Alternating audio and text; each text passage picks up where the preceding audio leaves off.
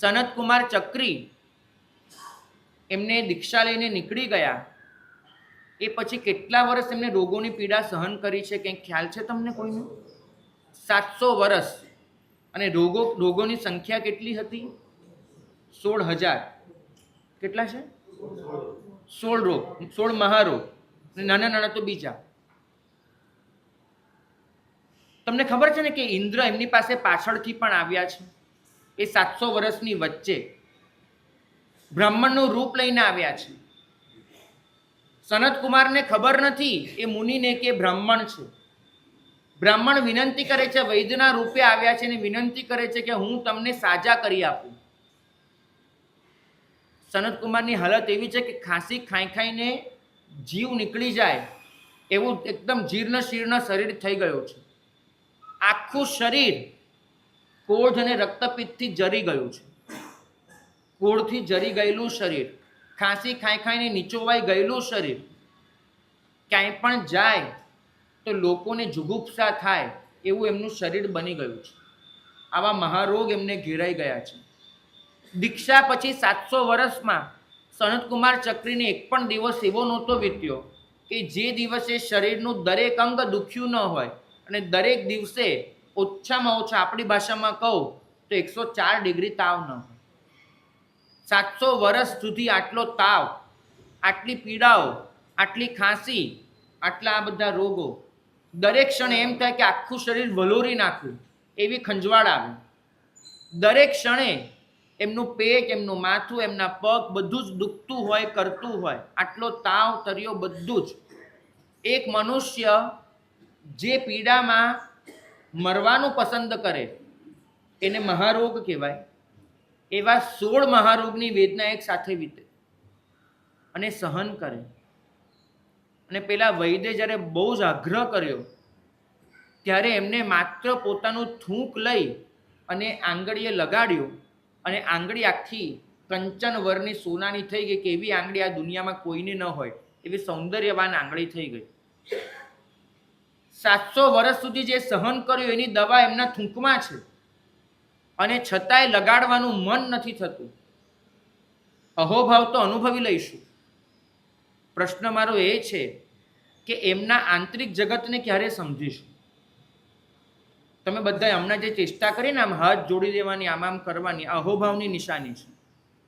પ્રશ્ન એ છે કે એમની પાસે એવું કંઈક તો હશે ને કે જેના બળે 700 વર્ષ ખેંચી શક્યા. આ કોઈ મક્કમતા નથી, આ કોઈ કડકાઈ નથી, આ કોઈ વીરતા પણ નથી. આ છે માત્ર એમને આપેલા જવાબમાં ડોકાતી ઘટના. એમને એટલું જ કીધું છે કે અંદરનો આનંદ એવો જડી ગયો છે કે શારીરિક વેદના જ નથી લાગતી. આ જવાબમાં સમિતિ અને ગુપ્તીનું રહસ્ય સચવાયું છે. મારું મન તો ભટકે કે મને અંદરનો આનંદ સાંપડ્યો ન. મારું મન તો લાલાયિત થાય, મારું શરીર તો નિરર્થક ચેષ્ટાઓમાં પરોવાય કે અંદરથી મને ઠારકો નથી મળ્યો. મારી વાણી નિરર્થક વચન વ્યાપાર તો વહેવડાવે કે સત્ય બોલવાની શાંતિ, સત્ય બોલવાનો આનંદ મને હજુ જડ્યો ન હોય. હું તો જ આ સૃષ્ટિને નુકસાન પહોંચાડું, હું તો જ પારિષ્ઠાપનિકા એશના નિક્ષેપણા સમિતિનું પાલન ન કરું કે પર સાથે કેમ કામ પાડવું એ હજુ મને આવડ્યું ન હોય. હું જ્યારે જ્યારે વિચાર કરું છું ને 700 વર્ષની એ પીડાનો, ત્યારે મને એમ થાય છે કે પીડાથી ઉપરનો એવો તો કેવો આનંદ એને મળ્યો હશે કે થૂંકમાં જ દવા હોવા છતાં થૂંક લગાડવાનું મન ન થાય. સાચું કહેજો, એ સનતકુમારની જગ્યાએ પોતાની જાતને મૂકીને જોજો અને વિચાર કરજો. આપણે બહુ ઝડપથી લપસી પડનારા જીવો છીએ, બહુ ઝડપથી. કારણ એક જ છે કે હજુ અંદરના આનંદ તરફ આપણું કોઈ નજર નથી. સમિતિ અને ગુપ્તી બોલી જઈએ છે, પણ ખરેખર જીવનમાં એ કેવી રીતે આવશે એનો આપણને કોઈ જ વિચાર નથી. હું તો તમને બધાને અહીંયા ખાલી ઉપાશ્રયમાં આવતા જતા ચાલતા જોઉં છું કે દેરાસરમાં જોઉં છું. કેટલી વખત ભાઈ એવું બને છે કે અમે દેરાસરમાં દર્શન કરતા હોઈએ ને અને દર્શનમાં એવા ગુલતાન થઈ જઈએ કે કોઈકની મૂકેલી પેલી પેટી પર પગ પડી જાય, પેટીને ધક્કો વાગી જાય, પાટલાને ધક્કો વાગી જાય. તમને પણ આવું બન્યું હશે. એક ક્ષણે પ્રભુની માફી માંગી છે કે પ્રભુ તારા દરબારમાં આવીને પણ એરિયા સમિતિ સૂઝતી નથી. જો મારું દરેક ડગલું જોઈને મુકાતું હોય તો મારો પગ ભટકાય કેવી રીતે? વિચારજો. મારો પગ ભટકાય છે નિશાની છે કે પ્રભુના દરબારમાં પણ એરિયા સમિતિનું પાલન નથી. એ પૂજાની પેટી હતી તો અવાજ કર્યો, એ પેટીની જગ્યાએ કોઈ જીવડું હોત ને તો બિચારો અવાજ વગર શાંત થઈ ગયું હોત. કેમ? આપણે બધા જ માત્ર બોલવાનું શીખ્યા છીએ. જીવનમાં પોતાના વીર્ય પર આપણો કોઈ જ કંટ્રોલ નથી, કોઈ જ કંટ્રોલ નથી. એટલું નક્કી કરજો કે મારા વીર્યનું દરેક બુંદ આખરે પરમ તત્વનો અનુગ્રહ છે, તો તમને વેડફવાનું મન નહીં થાય. એટલું નક્કી કરજો કે મારું આ દરેક વીર્ય એ મેં કેટલી મહેનતે બહાર લાવેલું છે, તો તમને એનો ખોટો વ્યય કરવાનું મન નહીં થાય. આપણી જે પ્રાપ્તિ છે ને એને આપણે પ્રાગટ્ય સુધી પહોંચાડવાની છે. આપણા પુણ્યને આપણે આપણી પરિણતિ બનાવવાની છે. અહીં તો કેટલી સરસ ઘટના લખી છે. એક એક ડગલું ભરે શત્રુંજા સમૂજે, વૃષભ કહે ભવ ક્રોડના કર્મ ખપાવે તે. બહુ સરસ વાત છે ભાઈ. મારે શું કામ ચારિત્ર પાડવાનું ને તમારે શું કામ આ કરવાનું? સીધું વલભીપુરથી પાલિતાણા ચાલતો જાઉં, પાલિતાણાથી પાછો વલભીપુર, વલભીપુરથી ફરીથી ચાલતો, દરેક ડગલે ક્રોડ ભવના કર્મો ખપી જાય. આ કરવાનું કામ શું?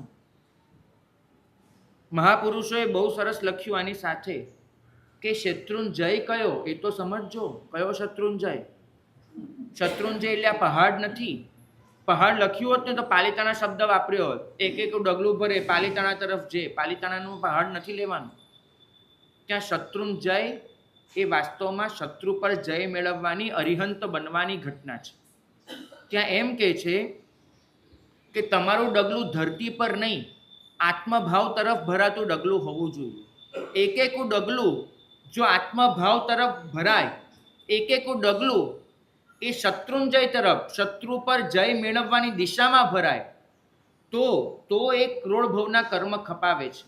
આત્મભાવ તરફ ભરાતું દરેક ડગલું આખરે તો અહોભાવ અને આદરભાવથી છલકાતું હોય છે.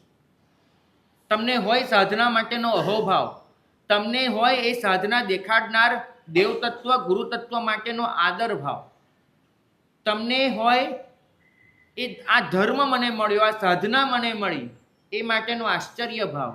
જ્યાં અહોભાવ ઘૂંટાય, જ્યાં આદર ભાવ ઘૂંટાય, જ્યાં આશ્ચર્ય ભાવ ઘૂંટાય, ત્યાં આગળ ત્રણે ભેગા મળીને બને આત્મભાવ. અને આત્મભાવ સાથેનું દરેક ડગલું હોય.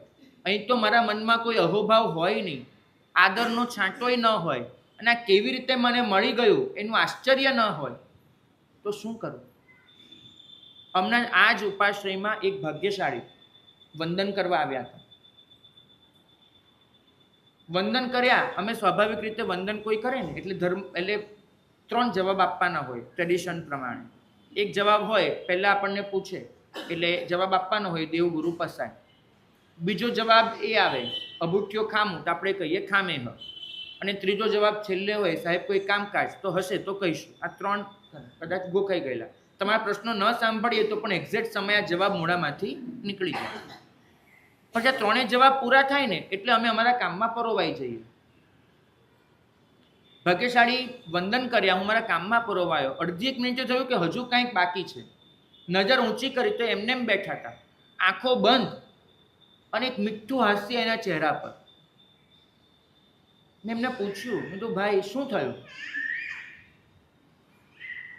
મને કહે કે આ વંદન કર્યાનો જે આનંદ હતો ને એને અંતરમાં સમાવવાની મહેનત કરું છું એટલે બેઠો છું. આ વંદન કર્યું અને જે આનંદ આવ્યો એને મારે અંતરમાં સમાવીને અહીંથી નીકળવું છે. પણ અંતર બહુ નાનું છે, મારું હૈયું બહુ નાનું છે અને આનંદ આટલો મોટો છે, તો સમાવું કઈ રીતે? ભાગ્યશાળી એ આનંદ મારી પાસેથી ક્યાં જતો રહ્યો એ મારે પણ શોધવું પડશે, તમારે પણ શોધવાનું છે. મને એટલી ખબર છે જ્યારે ઉપાધ્યાયજી ભગવાન લખે છે ને તું ગતિ તું મતિ આશરો તો આલંબન મુજબ પ્યારો રે. મારી ગતિ અને મારી મતિ બંનેનો આશરો જ્યારે એ બનશે ને ત્યારે મારું દરેક ડગલું આત્મભાવ તરફ હશે. હજુ સુધી મારી ગતિ અને મારી મતિ બંનેનો આશરો એ બન્યું નથી. સાધના એ મારી પરિસ્થિતિ છે, મારી પરિણતિ નથી. મારી આજુબાજુની પરિસ્થિતિ એવી ગોઠવાઈ છે કે હું સાધનામાં છું એવું મને પણ લાગે છે, બીજાને પણ લાગે છે. પણ વાસ્તવમાં એ પરિસ્થિતિ મારી પરિણતિની નિશાની બને, મારી પરિણતિ સાથે જોડાય, એની મારી મહેનત હોવી જોઈએ. આપણે પરિસ્થિતિઓ તો બહુ સારી સર્જીએ છીએ, બહુ સારી, જાત જાતના ભાતના વાતાવરણ ઊભા કરીએ છીએ, પણ એ બધી પરિસ્થિતિની વચ્ચે પરિણતિ તરફથી લક્ષ્ય હટે નહીં, એ જોવાની જવાબદારી આપણી છે. સમિતિ અને ગુપ્તિ એ તમને પરિણતિ સાથે જોડી આપે છે.